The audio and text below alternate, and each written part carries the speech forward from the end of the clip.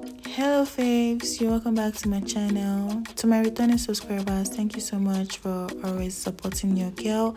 And if you're coming across my video for the first time, please subscribe to my channel, give this video a thumbs up and turn on your notification button so you don't miss any of my videos.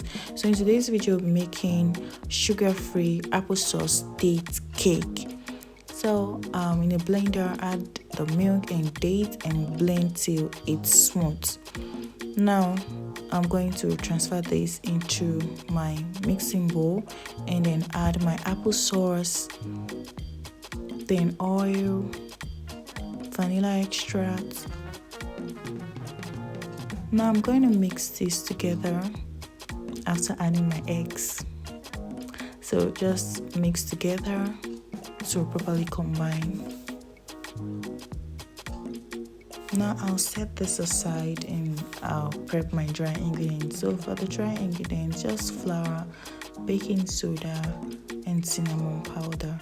Now all the ingredients I use for this wonderful delicious cake will be dropped in the description box below for reference. So add the wet mixture into the dry mixture and then gently fold. Be careful not to over mix your batter, your cake batter, else it will come out very dense. Now I added my chopped walnuts. I folded that in. Now pouring my batter into my baking tin, my already lined and greased baking tin. Now this is the usual me. I love baking cakes and also having, this mini cupcakes alongside with it.